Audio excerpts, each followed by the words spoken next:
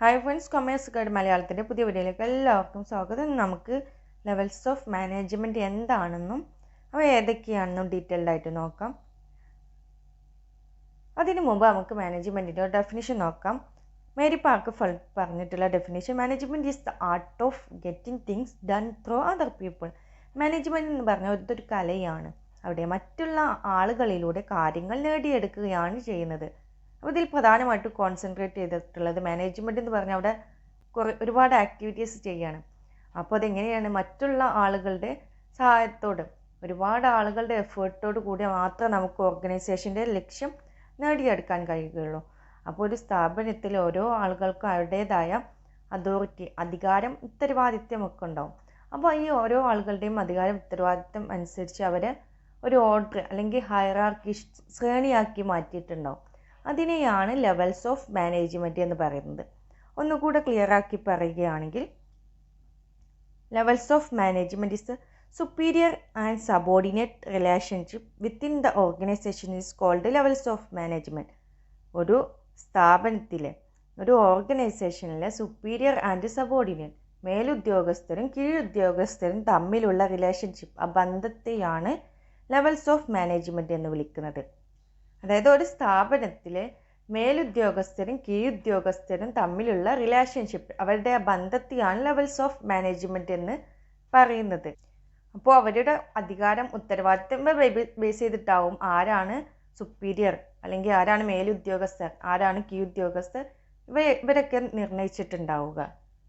അപ്പോൾ levels of management എന്ന് പറഞ്ഞാൽ ആളുകളുടെ അതോറിറ്റി, അധികാരം, ഉത്തരവാദിത്തത്തിനനുസരിച്ച് അവരെ ഒരു ശ്രേണിയാക്കിയിട്ടുണ്ടാവും അല്ലെങ്കിൽ ഒരു ഓർഡർ, ഹയറാർക്കി ആക്കിയിട്ടുണ്ടാവും. അതിനെയാണ് ലെവൽസ് ഓഫ് മാനേജ്മെൻറ്റ് എന്ന് പറയുന്നത്. പ്രധാനമായിട്ടും 3 ലെവൽസാണ് മാനേജ്മെൻറ്റിനുള്ളത്. First top level, middle level, operational level. ഇങ്ങനെ 3 ലെവലാക്കിയിട്ടാണ് തിരിച്ചിട്ടുള്ളത്. ഇനി ഈ 3 ലെവലിലും ആരൊക്കെയാണ് വരുന്നത് എന്ന് നമുക്ക് ഡീറ്റെയിൽഡ് ആയിട്ട് നോക്കാം. ഫസ്റ്റ് ടോപ്പ് ലെവലിൽ വരുന്നത് ആ സ്ഥാപനത്തിൻ്റെ, ഓർഗനൈസേഷൻ്റെ ഓണേഴ്സ്, അതുപോലെ തന്നെ CEO, board of directors, chairman, president, vice president, ഇവരൊക്കെ ആവും. അതായത് ഒരു എക്സാമ്പിൾ പറയുകയാണെങ്കിൽ, ഒരു സ്ഥാപനം, ഒരു റിലയൻസ് എന്ന കമ്പനി എടുക്കുകയാണെങ്കിൽ അതിൻ്റെ ടോപ്പ് ലെവൽ വരുന്നത് CEO, ആ സ്ഥാപനത്തിൻ്റെ ഓണേഴ്സായ മുകേഷ് അംബാനി.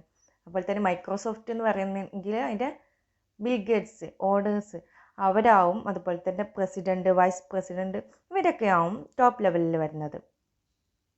ഈ next വണ്ണാണ് middle level.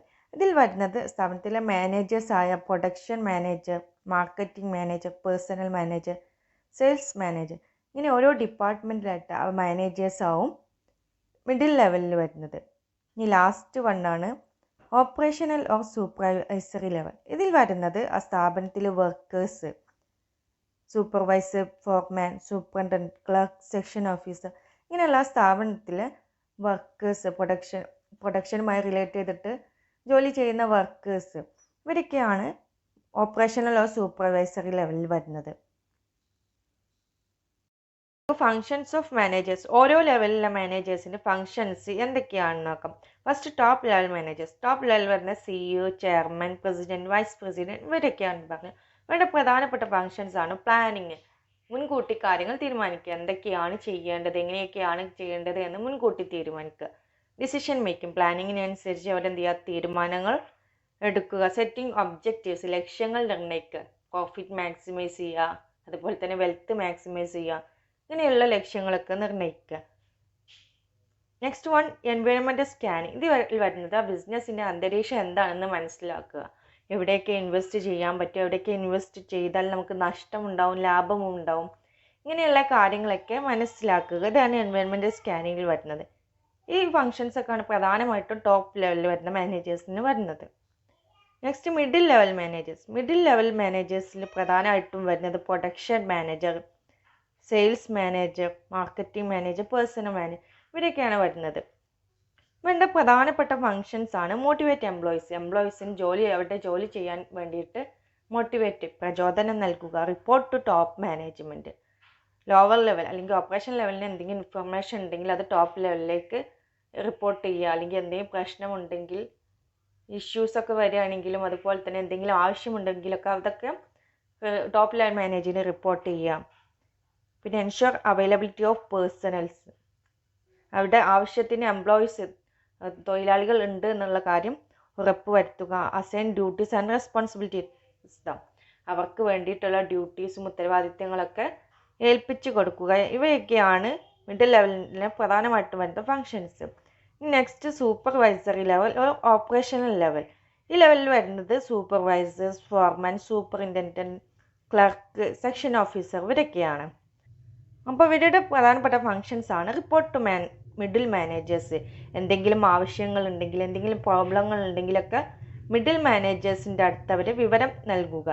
Next supervise employees, ഇത് പ്രധാനമായിട്ടും ലോവർ ലെവൽ, ഏറ്റവും അടിയിലുള്ള ലെവലാണെന്ന് പറഞ്ഞു. അതുകൊണ്ട് തന്നെ അടുത്ത മാനേജേഴ്സിന് പ്രധാന ഡ്യൂട്ടി അവിടെ വർക്കേഴ്സ് ഉണ്ടാവും, ഫാക്ടറി വിസിറ്റ് വർക്കേഴ്സ് ഉണ്ട്, അവരൊക്കെ നല്ല നിലയിൽ സൂപ്പർവൈസ് ചെയ്യുക. Next one involve in day to day operations, ദൈനംദിന കാര്യങ്ങളിൽ ഇൻവോൾവ് ചെയ്യുക. അല്ലെങ്കിൽ ഫാക്ടറി ബേസ്ഡ് ആയിട്ടാവും ഈ ഓപ്പറേഷൻ ലെവൽ മാനേജേഴ്സ് വരുന്നത്. അപ്പോൾ പ്രധാനമായിട്ടും അവിടെയുള്ള ആവശ്യങ്ങൾ മനസ്സിലാക്കുകയും അതുപോലെ തന്നെ എംപ്ലോയീസിന് സൂപ്പർവൈസ് ചെയ്യുകയും അവർക്ക് വേണ്ട കാര്യങ്ങളൊക്കെ ചെയ്ത് കൊടുക്കുകയും ചെയ്യുക. Last one execute the plans, top level manager എടുത്തിട്ടുള്ള പ്ലാൻസ് ഒക്കെ എക്സിക്യൂട്ട് ചെയ്യുന്നത്, നടപ്പിൽ വരുത്തുന്നത് ലോവർ ലെവൽ ഓപ്പറേഷൻ ലെവലിലാണ്. അതുകൊണ്ട് തന്നെ നല്ല നിലയിൽ വർക്കേഴ്സിനെ മാനേജ് ചെയ്യുകയും കാര്യങ്ങൾ മുന്നോട്ട് കൊണ്ടുപോവുകയും ചെയ്യുക എന്നുള്ളത് ഓപ്പറേഷൻ ലെവൽ മാനേജേഴ്സിൻ്റെ ഉത്തരവാദിത്തമാണ്. ഇവയൊക്കെയാണ് functions of operation level managers വരുന്നത്. അപ്പോൾ പ്രധാനമായിട്ടും 3 ലെവലാണെന്ന് പറഞ്ഞു. ടോപ്പ് ലെവൽ അവരുടെ പ്രധാനപ്പെട്ട ഫങ്ഷൻസ് ആണ് പ്ലാൻ ചെയ്യുക, ഡിസിഷൻ തീരുമാനങ്ങൾ എടുക്കുക, ഒബ്ജക്റ്റീവ്സ് നിർണ്ണയിക്കുക, എൻവയോൺമെൻറ്റൽ സ്കാനിങ്, അവിടെ അന്തരീക്ഷം എന്താണെന്ന് പഠിക്കുക.